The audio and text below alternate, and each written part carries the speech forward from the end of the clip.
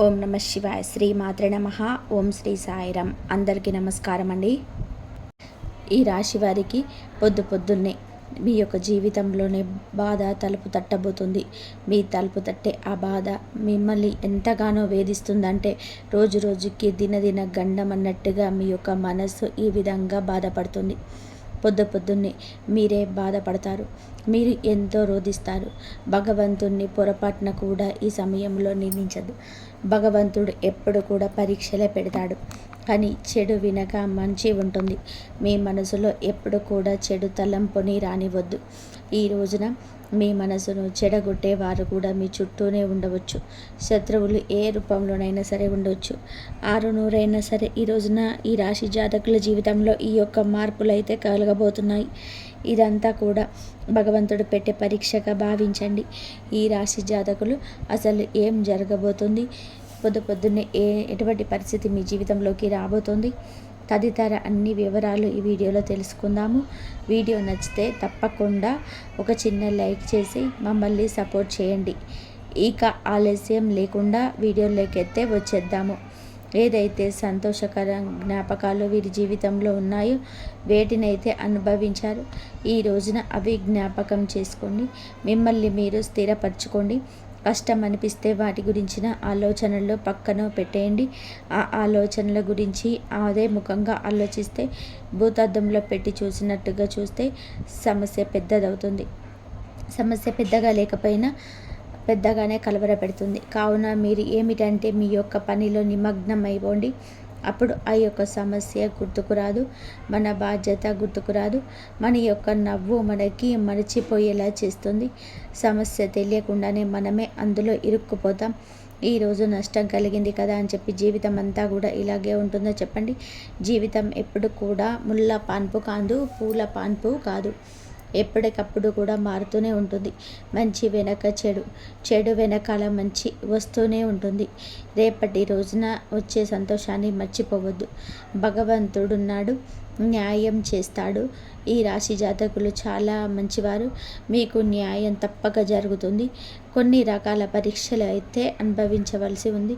ఇది కర్మఫలం.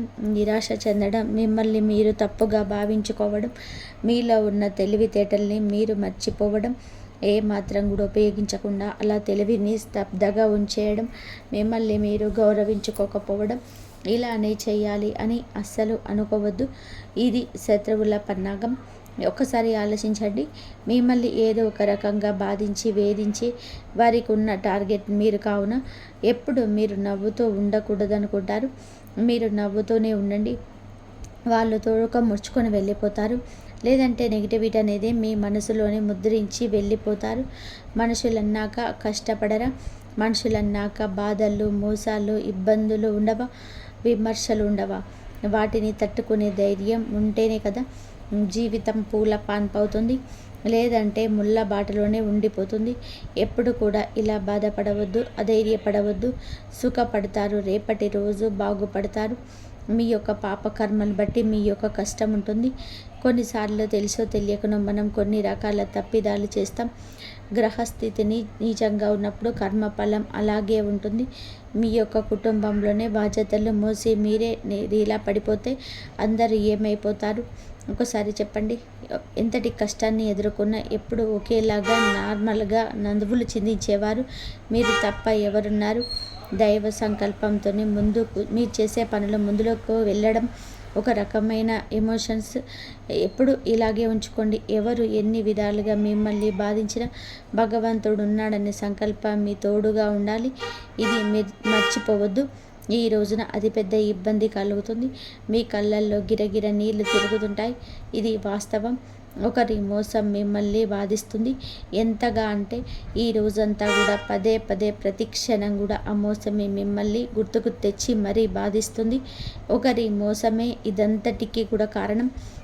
పొద్దున్నే తెల్లవారుతూనే ఇదంతా కూడా జరుగుతుంది. కొంతమందిని మనం గమనిస్తే మనల్ని మోసం చేసిన, మోసగించిన మనకి అంత బాధ ఉండదు. సర్లే జరగాల్సింది జరిగిందిలే అనుకుంటాం.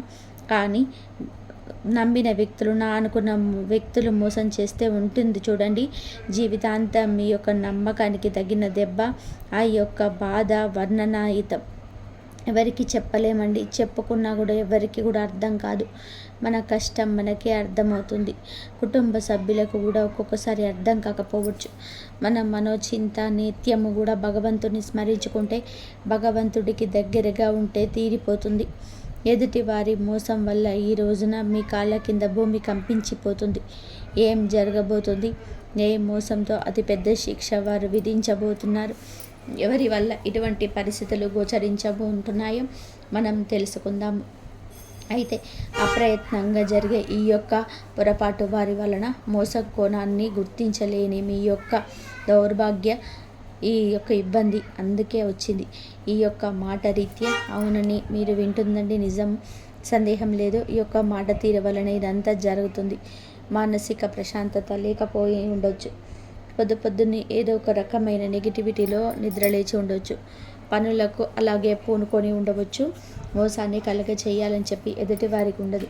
కానీ మీ యొక్క కన్ఫ్యూజన్, మీ యొక్క మాట తీరు, మీ యొక్క కష్టసాధ్యమైన నడవడిక ఈ రోజున ఏదో ఒక రకంగా మిమ్మల్ని ఇబ్బంది పెట్టాలని చెప్పి స్పృహ వారికి కలగజేస్తుంది. ఆ యొక్క ఆలోచనతోటే ఈ రోజున వారికి మది నిండిపోతుంది. ఇదంతా మీ తప్పిదమే. మీరే వారిని అలా ప్రోత్సహించారు. అది ఉద్యోగపరంగా కావచ్చు, వ్యాపార పరంగా కావచ్చు, ఏ రంగంలో ఉన్నా, రాజకీయ రంగంలోనైనా కానీ చిన్న తప్పు చేస్తే ఒక పెద్ద పేపర్ మీద చూపించే రోజులు ఇవి. చిన్న మచ్చ అయినా తెల్ల కాగితం మీద ఎలా కనిపిస్తుందో ఈ రాశి జాతకులకు ఈ రోజున ఇదే తప్పిదం పెద్ద మరకగా మారిపోతుంది. ఇలా చూసే జనాలు ఉన్నారు. అటువంటి వారికి అవకాశం ఇవ్వచ్చు. మిత్రుడు కావచ్చు, సహ ఉద్యోగులు కావచ్చు, కుటుంబ సభ్యులు కావచ్చు, ఇరుగు పొరుగు వాళ్ళు కావచ్చు, శత్రువు కాబోతున్నారు. వారికి అందిన అవకాశాన్ని ఉపయోగించుకొని మిమ్మల్ని శిక్షించబోతున్నారు. పరుష పదజాలంతో మాట్లాడడం, అహంకారపూరితమైన మాటలు మాట్లాడే ప్రయత్నం అస్సలు చేయొద్దు. బయట వ్యక్తులతో గొడవ పడతారు. అవి ఇంటి బయటే ముగిసిపోవాలి. అలా కాదని ఆ సమస్య ఇంటి వరకు తెచ్చి ఆ యొక్క కోణంతో ఇంట్లో గొడవ పడిన లేదా బయట వ్యక్తులు గొడవ పడతారు. అవి ఇంటి బయటే ముగిసిపోవాలి.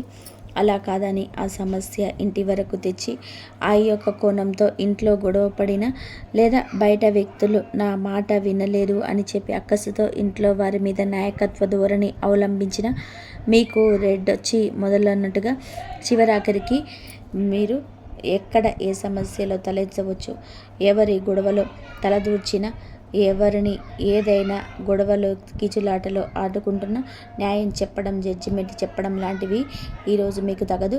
ఇది బయట గొడవ ఏదిగైనా సరే ఈ రోజున మీరు పొద్దున్నే ఇంట్లో జరిగే గొడవలు కూడా కావచ్చు. ఈ యొక్క గొడవ మీ మనసును మెలిపెట్టేస్తుంది. ఎదుటి వారి మాటలు మీకు చాలా కష్టసాధ్యం అనిపిస్తాయి. ఎప్పుడు కూడా ఉన్నంత వరకు ఉన్నంతలోనే తోక ముడుచుకోవాలి. ఈ రాశి జాతకులు ఎదుటి వారి యొక్క మాటలతో మీ కళ్ళల్లో గిరగిర నీళ్లు తిరుగుతాయి. ఎంతో ఇష్టలుగా భావించిన వారు కూడా ఈ రోజున శత్రువులుగా మిమ్మల్ని నిందించవచ్చు.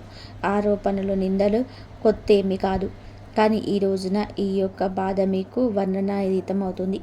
జీవిత భాగస్వామితో వచ్చే మనస్పర్ధలు కావచ్చు, తోడబుట్టిన వారితో వచ్చే కీచులాటలు కూడా కావచ్చు. ఈ రోజున చిన్న జగడ కాస్త ముదిరి పాకాన పడుతుంది. బంధాలు దూరం అయిపోతాయి. కంటికి కనిపించని దూరం మిమ్మల్ని వెక్కిరిస్తుంది. తస్మత్ జాగ్రత్త. కొన్ని రకాల పరిస్థితులు ఎలా ఉంటాయంటే గొడవ లేని చోట కూడా గొడవ సృష్టిస్తాయి.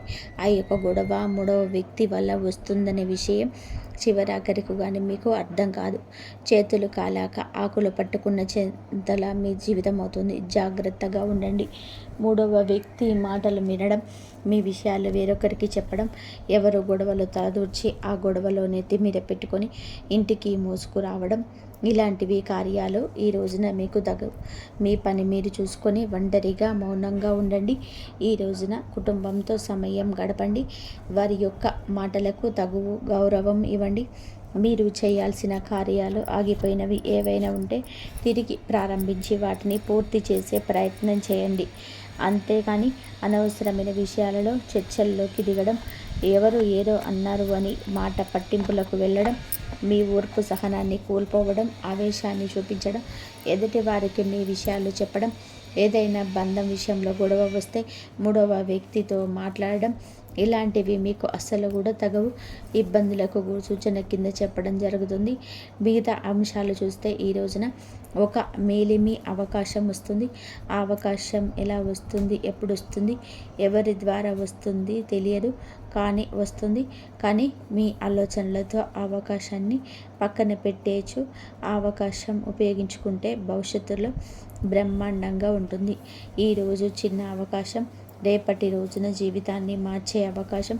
కాబట్టి అప్రమత్తంగా ఉండండి. మీ యొక్క ధోరణి విషయంలో కూడా జాగ్రత్త. ఈ రోజున మీరు ఏదైనా అనుకున్నాడని మాట అన్న ఎవరినైనా సరే మీ మాట జీవితాంతం మిమ్మల్ని బాధిస్తూ వేధిస్తూ ఉంటుంది. జీవితంలో మాయని మచ్చగా మిగిలిపోతుంది. మీకు మీరుగా శిక్ష వేసుకున్నట్లు అవుతుంది. మీతో పాటు ఎదుటి వారికి కూడా శిక్ష వేయదు. ఈ జాగ్రత్తలు పాటిస్తే తప్పక జీవితం బాగుంటుంది. లేకపోతే ఈ శిక్ష అనుభవించి ఘోరంగా మీ జీవితంలో 10 అడుగులు వెనక్కి వేసి భవిష్యత్తును అంధకారం చేసుకుంటారు. ఈ యొక్క మాటలు దాటవేసే పెడచెవిన పెడితే ఇక అంతే సంగతులు.